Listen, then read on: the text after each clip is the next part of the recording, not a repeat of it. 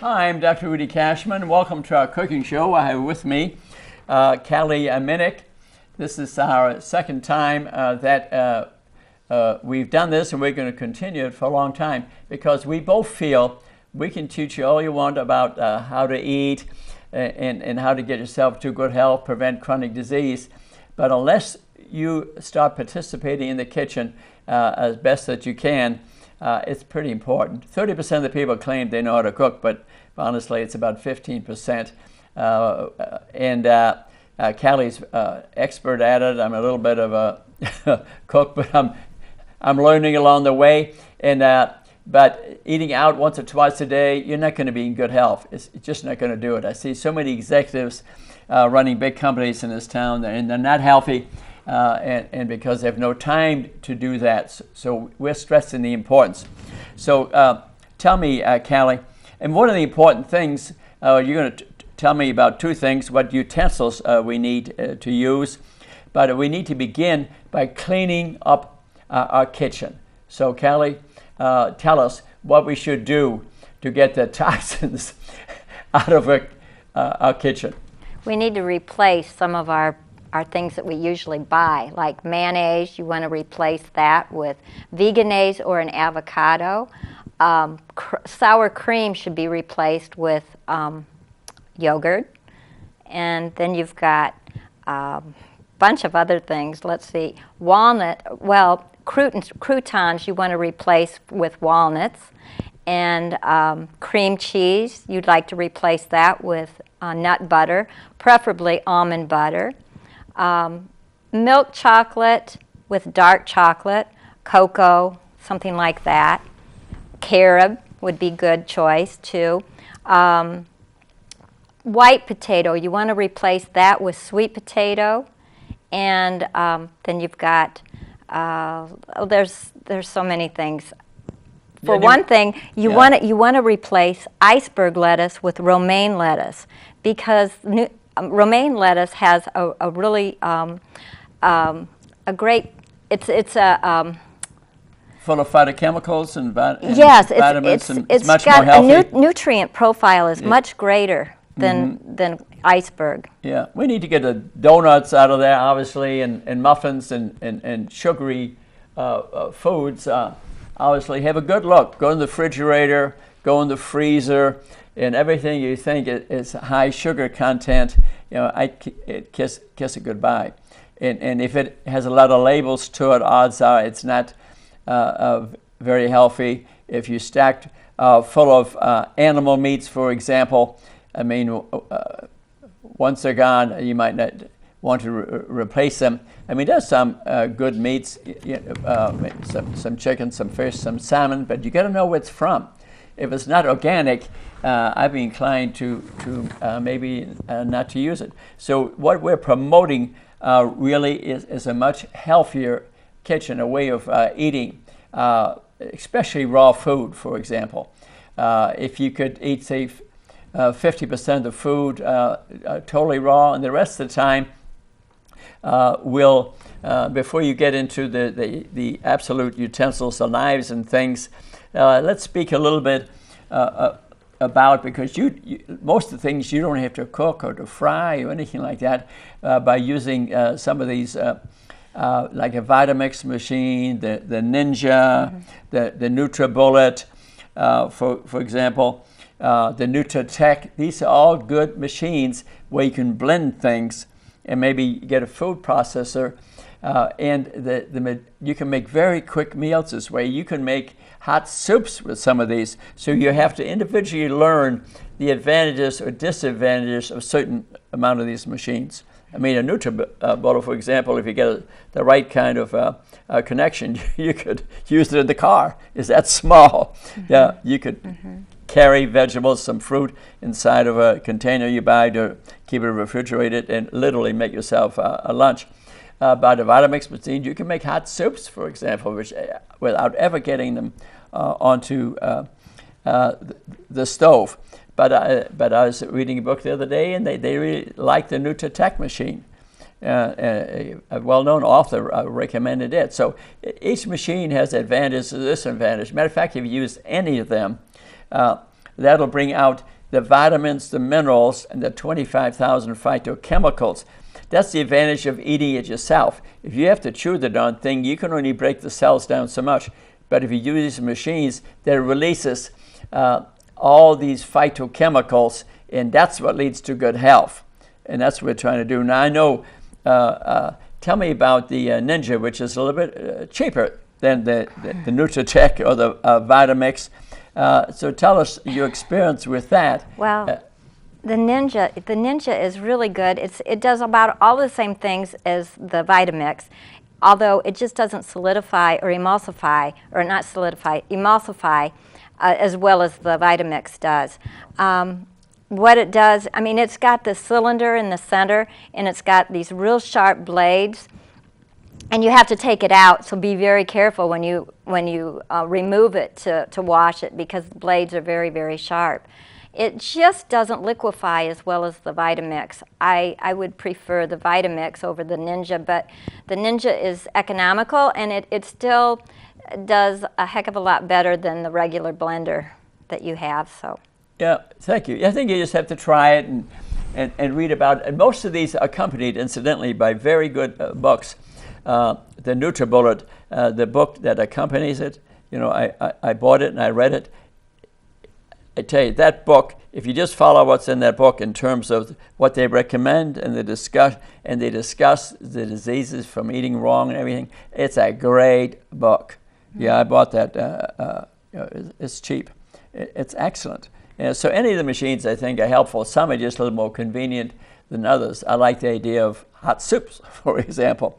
So tell us a little bit about the knives, and then you're going to show us how to slice an avocado today. So every time we're trying to bring something along to teach you a technique, but tell us a little bit about the basic utensils in the kitchen. Well, the basic utensils, you need two really sharp knives, definitely, and you need a cutting board, which we brought, and you need spatulas and tongs and measuring cups and bowls, pots and pans, baking pans, a grater, a mixer, a blender, or a food processor. Even a crock pot is a really good thing to have, and a pressure cooker possibly. But anyway, that's the kind of things that you need in a kitchen to set it up. Yeah, what about, now I've considered a freezer to be very important to have, because when you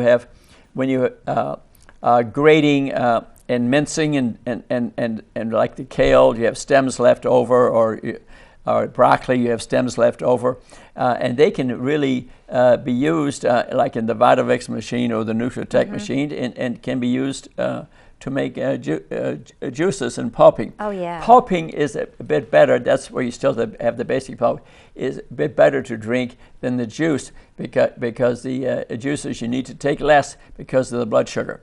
It can, and if you're diabetic, you gotta check the sugars more frequently, and the juices will be absorbed within minutes, and will increase your blood sugar pretty darn quickly and unevenly. If you do the pulping, you'll have a much more even blood sugar.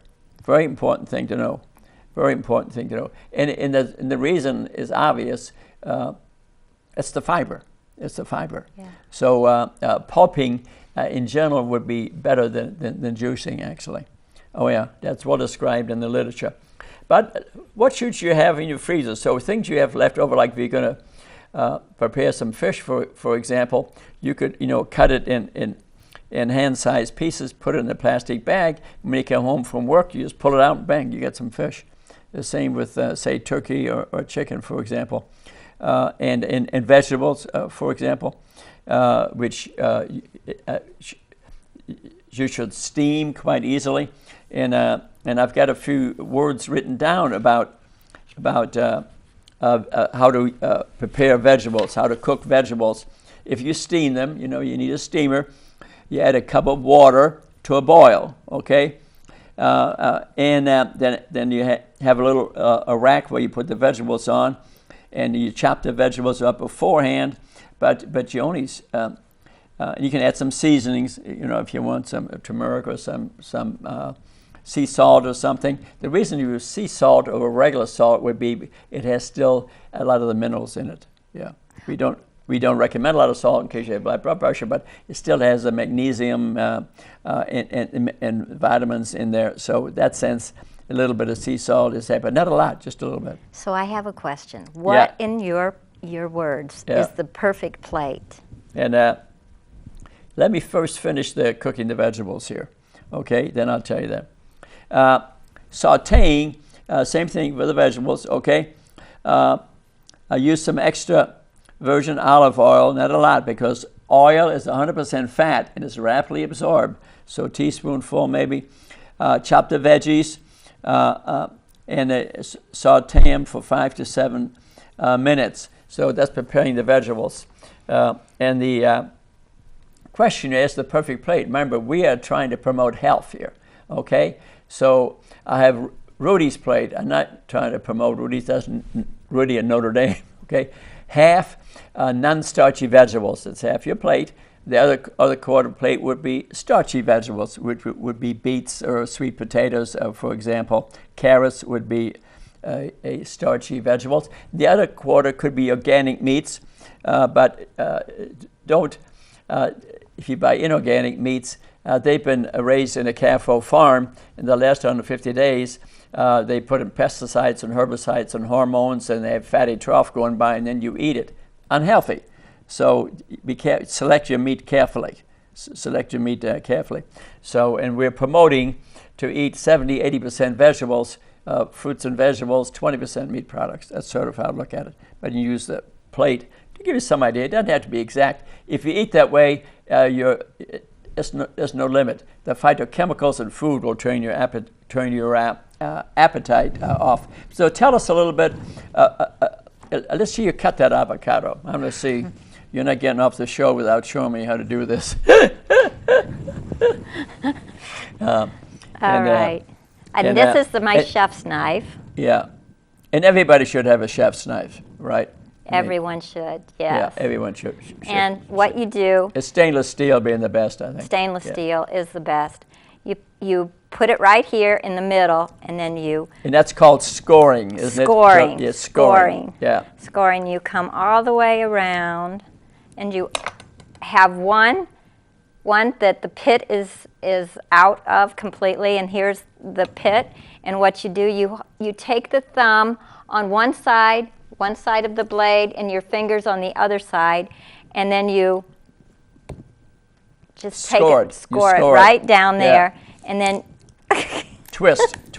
Yeah. All right. Okay. This didn't turn out right. But anyway, you twist it. You twist it, and it comes out. It comes right out. Except this one. Yeah. So. Okay. But avocados are very healthy. Make a great snack. You know, you come home late at night. I love to have avocado. Oh. If you're diabetic, you got to watch a little bit because they're a little bit sugary. But with fiber, you know, they're very healthy. And with that, let's review a little bit about. And also, you have a board there. Let's talk about that a minute. This is a plastic board, huh? This is a Cutco board. Cutco board. Yes. A lot of people recommend a bamboo board, too. Bamboo. Yeah, that's right. And you can just turn it over, one if it's juicy, another one where the juice can run off. And let's go over the glossary of cooking terms a little bit. And al dente, now you'll hear that, al dente, Italian expression used to describe pastas, vegetables, or grains that have been cooked until they offer a slight resistance to the bite. Okay, yeah.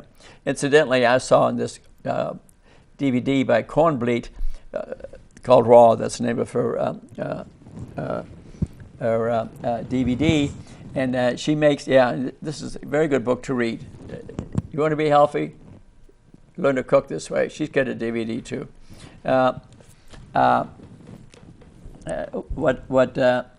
She mentions that you can take zucchini and make essentially spaghetti out of it. It's very interesting. Oh yeah. Yeah, and on her DVD she shows you how to do it, and I think that's great without getting all the sugar and still getting fiber. And the dessert was so delicious. Yeah, well, I'd be a little careful with the dessert. A lot of sugar in it. And But it's a good dessert though. But I watched it again this morning. Man, if you're diabetic, and so be a little bit careful about that. But it is very good. So barbecuing generally refers to grilling done outdoors over an open with charcoal gas or wood fire. But barbecuing, you know, does change the enzymatic structure of the meat, and it produces HCl enzymes and HAC enzymes, and they can be carcinogenic. So I'm not too hard on barbecuing anymore. Basting is to moist foods during cooking with pan drippings or sauce to add flavor and prevent drying. Okay. Batter is a mixture containing flour and liquid thin enough to pour. So a term that we like to use. And blending, we already know that term pretty darn good. Caramelize is interesting. To heat sugar ingredients with natural sugars, so that would be fruit. That's a natural sugar, and add some regular sugar to it, and probably not very healthy. Probably not very healthy. That's just a lot of sugar. It's a lot of sugar, and we're not too great on recommending sugar, for example. And to garnish is to add elements such as chopped herbs, lime slices, or flowers to make planted food look good. We like to use garnishes to make them look pretty. Okay, so I think that's pretty important. And gratin, from French word for crust. A gratin describes any dish that's baked in a shallow dish with a topping of seasoned bread, crumbs, and cheese. Again, when you go to a restaurant, don't order a gratin, because if you're trying to stay healthy, that's got a lot of fat, it's got a lot of sugar. There's a lot of sugar. Mincing, and that's just to cut the living daylights out of it. Mm-hmm. Now, the food processor will mince too. Mm-hmm. They'll to put it into little pieces, which is important. Parboil, that's an interesting term. Parboiling is to cook food partially in advance. That could be done, for example, to beans. Beans take a long time to cook, and you're going to come home, or maybe on Sunday night, you soak the beans and stuff and parboil them a little bit. Overnight. You want to soak the beans overnight. Soak them overnight, and then you can parboil them a little bit, and then have them the next evening. And so it doesn't take long to boil them. We'll go over more of these terms at every one of our shows a little bit. What should you have in your freezer besides the extra food that you didn't eat that day? Put a little bag and eat it another day. Put a date on it. Put a date on it. Yeah. But it's good to keep in the things that you can get quickly. Buy them in season because they're cheaper. That's an important thing to learn. And if you have a garden, that just makes it all the better, because you go to your garden and you pick the vegetables and bring it in and clean it. Thank you for bringing that up. I think that's just great to have your own. If you can, plant your own garden. I think if we're going to do our own cooking, I think to take up gardening would be fantastic. It would be fantastic. And I love grow my own tomatoes, for example, and I couldn't eat them all. I had to give them away. Great, great. I gave them to some of the animals, like a woodchuck that lives under my house. The vegetarian. So keep in there asparagus, artichoke hearts, some berries, some ground chicken. Even today, I went to Lutheran Hospital there, and they've got a farmer coming in now, where for X dollars a month you can get all the fresh vegetables, and every 2 weeks he gives me a whole chicken that's going to be put into the freezer. Yeah, that was organically raised. Yeah, he's outside of Manchester. He's going to be on our cooking show one time. He just can't do it before Thanksgiving. He's too busy. And you need to find organic as much as possible. Yeah, to find organic as much as possible. And some green beans, some kale. Remember, kale has 1,000 points on the nutrient density scale of Dr. Furman, the Andy, aggregate nutrient density. You can look at his books online, or if you go to a Whole Foods store, the food is labeled. Kale has got 1,000 points. White bread, 10, because it's full of sugar, okay? Pineapple chunks, some brown rice, spinach, chopped spinach, maybe some turkey or shrimps. Things you can keep in your freezer to make a quick dinner. We want you to be able to make dinner in 15 minutes. It can be done. Yeah, it is. But you just get in the habit of, have to get in the habit of doing it. And what about seasonings? That's interesting things to discuss. What do you use for seasonings? Oh, I use a wide variety of a lot of different seasonings. Whatever I've got in my cupboard, and I've got just about every seasoning there is known to man. Well, we're going to put it to the test here, okay? Do you have some basil? Yes. Okay. And Chinese 5 spice powder. No, that I don't have. Okay. Some chives. Yes. That's a common one. Chili powder. Yes. How about that? Cinnamon. Yes. Cloves. Yes. Wow. Coriander. Yes. Cumin. Yes. That's a very healthy one. That's a very I healthy. know. There's some cumin. is. Curry powder. Yes. That's Indian. Indian. And dill. Yes. Garlic powder. Yes. You're doing pretty good. Ginger. Yes. Italian seasoning. Yes. Mustard, Yes. which is what I like. And a nutmeg. Yes. Onion powder. Yes. Oregano. Yes. Paprika. Yes. Jesus, you're doing really good. Jeez, can't defeat you. Pepper. Yes. Red pepper flakes. Yes. Sage. Yes. Sea salt. Yes. Wow. And garlic salt. Yes. Sesame seeds. No. Yeah, you done pretty good. You got about 75% there. So And then I can add some more. Can you really? Yes. Go ahead. Lemongrass. Lemongrass is excellent. I think that's a big one because that produces a lot of flavor. Yeah. And garam masala. Masala. Garam That's masala. an Indian spice. Garam masala. I skipped over on this list. It was there. Garam masala See? and Indian spice blend. Delicious, it says. It's delicious. It is. It is. Gives a nice tangy taste. Yeah. Yeah. Well, that's neat. So we started to outfit the kitchen, and I think you need to keep some nuts too, because I like nuts because they're full of fiber, they're full of protein, and good complex carbohydrates. I mean, they're whole grain. So when we look at Rudy's plate, the bottom quarter of starchy vegetables, the nuts should be on there too. And seeds. And seeds. Dr. Furman says if you put seeds on your salads, for example, that increases the absorbability times 10. Wow. Wow. So to get in the habit of he would even recommend eating an ounce of nuts a day. Yeah. And he does. Actually, he eats 2, but that's too much. I say an ounce if you're not allergic. You know what I mean? But to put them on salads, it increases the taste and the absorbability. You know, if you're thinking of soups and things, and we'll speak more specifically in the next show about corn bleat talks about maybe 6 items, and water is one of them, and most is what you need to make good soups. And if you use that Vitamix machine, I think you can do it on the Nutritech too. Make hot soups, don't have to put it in the oven, nothing. Make it right in the blender.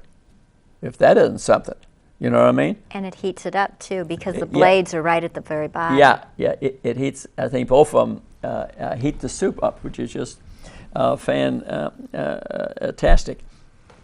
And most things that are frozen are just as good as fresh.